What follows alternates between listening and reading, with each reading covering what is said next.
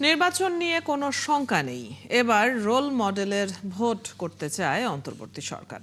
মঙ্গলবার সচিবালয়ে কোর কমিটির বৈঠক শেষে এসব কথা বলেন স্বরাষ্ট্র উপদেষ্টা জাহাঙ্গীর আলম চৌধুরী। তিনি জানান, আইন শৃঙ্খলা বাহিনীকে নিরপেক্ষ থাকার নির্দেশ দেওয়া হয়েছে। নির্বাচনী কর্মকর্তারা কোনো দলের পক্ষ নিলেই ব্যবস্থা নেওয়া হবে। শারমিন নীরার প্রতিবেদন। সারা দেশে ভোটের প্রচারণায় ব্যস্ত ৫১টি রাজনৈতিক দলের প্রায় ২,০০০ প্রার্থী। এরই মধ্যে অনেক জায়গায় প্রার্থীদের উপর হামলার ঘটনা ঘটেছে।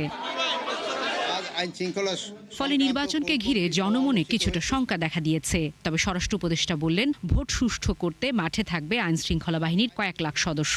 সবাই মিলে একটি নিরপেক্ষ উৎসবমুখর নির্বাচন জাতিকে উপহার দিতে সেটি বাংলাদেশ নির্বাচনের ইতিহাসের রোল মডেল হয়ে থাকবে। এই ক্ষেত্রে আপনাদেরও সহযোগিতা দরকার এবং আপনারা সবাই আমাদের সাহায্য করবেন এবং আমরাও আপনাদের সাহায্য করব। ক্লিংকার বেশি থাকলে সিমেন্ট বেশি খাঁটি।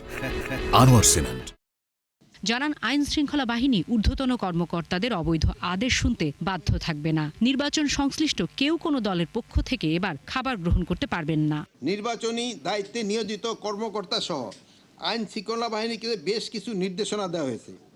আপনারা জানেন, প্রশাসন ও আইন শৃঙ্খলা বাহিনী যদি জনগণের আস্থার জায়গায় দাঁড়াতে পারে তবে আইন প্রয়োগ করা সহজ হয়, আর যদি আস্থা হারায় তবে শক্তি দিয়েও শান্তি প্রতিষ্ঠা করা যায় না। সেই জন্য আইন শৃঙ্খলা বাহিনীকে জনগণের আস্থা অর্জনের নির্দেশনা দেওয়া হয়েছে।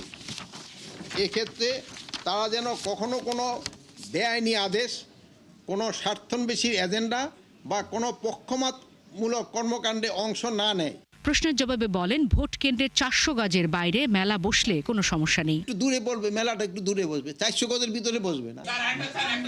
শারমিন নীরা, ৭১, ঢাকা।